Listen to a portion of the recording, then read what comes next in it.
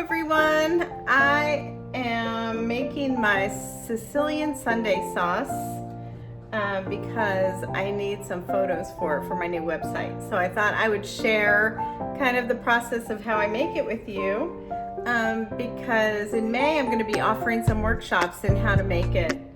Now I've got some country style ribs right here. Country style pork ribs and beef ribs that I'm just going to sear the outside. I just have a little salt on them. And I've got my oil going in the pan, and you want to get it nice and hot so that you get that sound as soon as it hits the pan, okay? So listen to this. Let me put this over here so you can see. All right. That is the sound you want to hear. That's the sound you want to hear. You never want to hear no sound when you put something in the pan like that, okay? So, I'm going to put a couple more in here. So, Sunday sauce is something that Italians or Sicilians kind of have this tradition of on Sundays when the family gets together for dinner, you make a giant pot of sauce with meatballs, sausage, and these ribs that we put in the sauce. And it's just such I'm sure a lot of you have the same type of tradition for certain foods that you have on certain days of the week. But it gives you such a good homey feeling when that's cooking and you wake up to mom cooking that in the morning on Sunday morning. Okay, I've got all of the meat seared up. It looks so caramely and beautiful. So that could just get set to the side right now. We don't need that for a long time. I turned the heat way down because it's really smoking and getting hot from that meat. So I've chopped up a bunch of onion.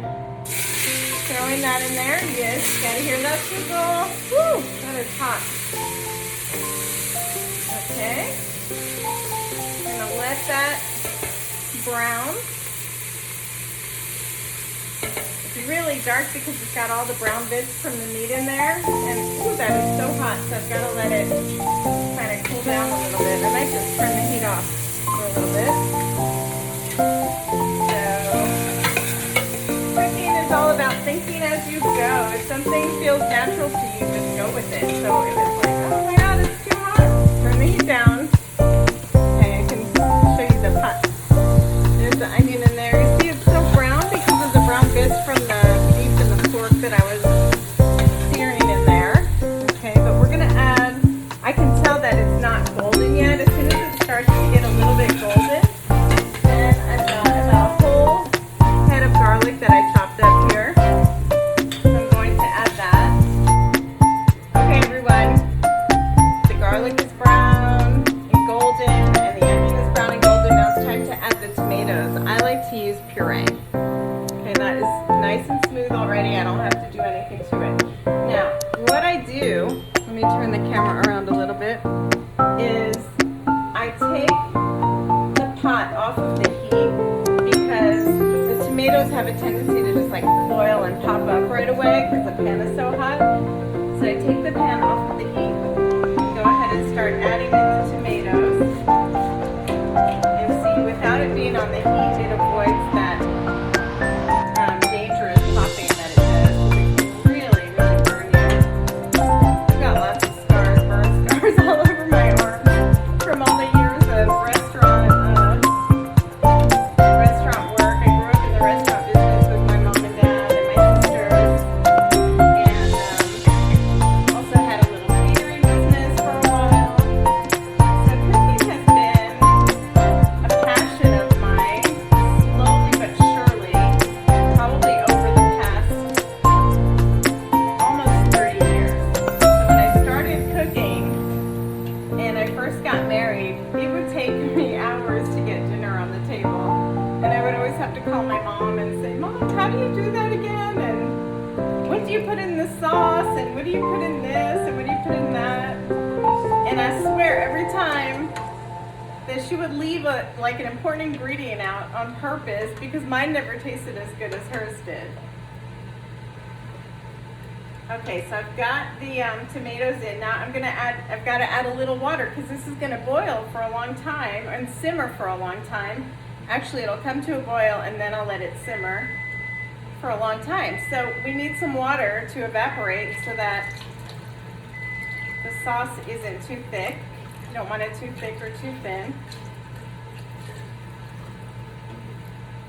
So yeah, I went ahead and put all of that in there. If I need more later, I can add more. So I'm going to turn the heat back up, and then I'm going to add my spices. Okay, time for the spices. So we've got salt, and I can't give you an exact amount, but if you take my workshop, I might give you an approximate amount. I use pink salt. The reason I can't give you an exact amount is because it all depends on the tomatoes that you use and the batch of tomatoes. Like, you just have to taste it, really. But I can really, really help you with that in the workshop and give you a really good guesstimate. So I've got pink salt, a little bit of sugar, not much. Okay, and then I put tons and tons of basil. Let me show you. I never measure this. This one I just go by looks. And let me show you. About that much, okay? And today I also have some fresh basil, so I want to go ahead and put that in too. I'm going to put that in. You don't need to, it's just fun to have something fresh and bright in there. Okay. Take that big piece out. Okay, so with this, you do want it to come to a boil. Look at how fun that looks. Yum. So you do want it to come to a boil, but you want to keep stirring the bottom so that it doesn't burn on the bottom. Okay? So it's just about to a boil. As soon as it gets to a boil, I turn it down to a simmer. Like a pretty good simmer, not a really, really low simmer, medium simmer. And then it's time to put those country style ribs in, the beef ribs and the pork ribs. And the meatballs and sausage will probably be ready in about 10 minutes or so. So I'll show you those. Let's see, is there anything else I need to tell you? So I'm going to let this boil, get it to a rolling boil, and then put it down to simmer. So, yeah, like I'm saying, I'm doing this tonight. It's not Saturday or Sunday, which is usually when I would make it. I would make it on a Saturday to eat it on a Sunday with the whole family gathered because it tastes so much better the next day. Get all those flavors kind of joined together. But I'm making it because I'm going to be offering workshops in May on not only how to make this Sunday sauce, but also how to make biscotti. And I've got a new website that I'm going to be introducing and a new Facebook page that this Facebook page that I'm introducing you to. And I'm very, very excited. I have been teaching English for like 25 years. I've been teaching online for the last almost 3 years. Actually, it'll be 3 years this May that I've been teaching English online, and I teach it to students who are learning English as their second language. And I love helping people with English. But my other passion is cooking, so I just thought, why don't I teach cooking online? I just think that'll be really fun for me, and I hope that people that join me will enjoy it. So if you want to, you can follow me on this Facebook group and also on Instagram. On Instagram, I'm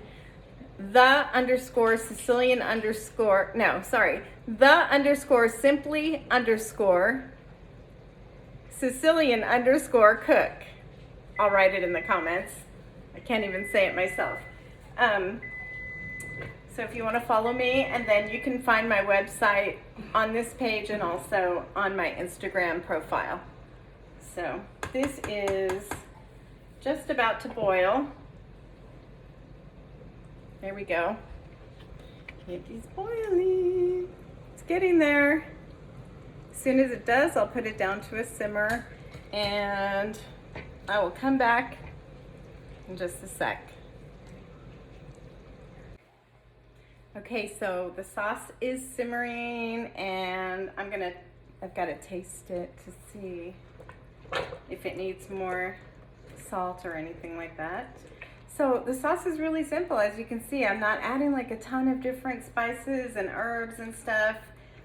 You never put oregano in a spaghetti sauce. Oregano is for pizza sauce, which I love it in pizza sauce. So I'm gonna taste it. Let's see if it needs anything.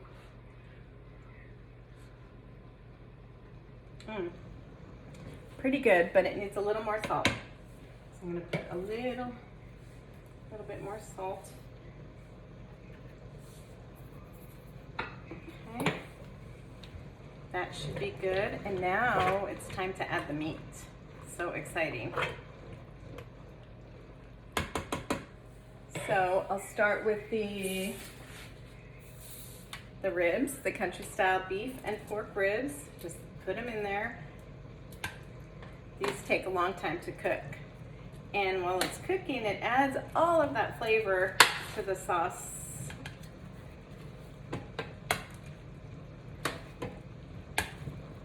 There we go. Give it a good stir. I'm gonna turn it down because now the simmer is getting higher. Don't want it popping out of the pan. Okay.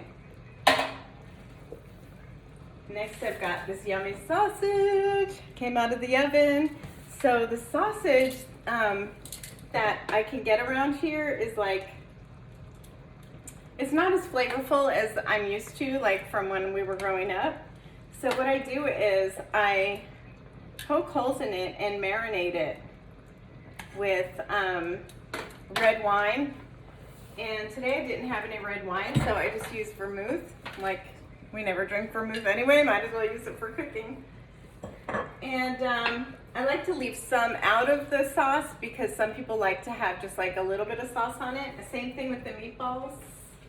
Here's the yummy meatballs. The meatballs are made with pork, veal, and beef mixed together. And I've got some fresh parsley and some Parmesan and some egg and breadcrumbs. Again, I'm gonna put some in, but I like to leave some out too because I like to eat them nice and crunchy too, like that. So, there we go.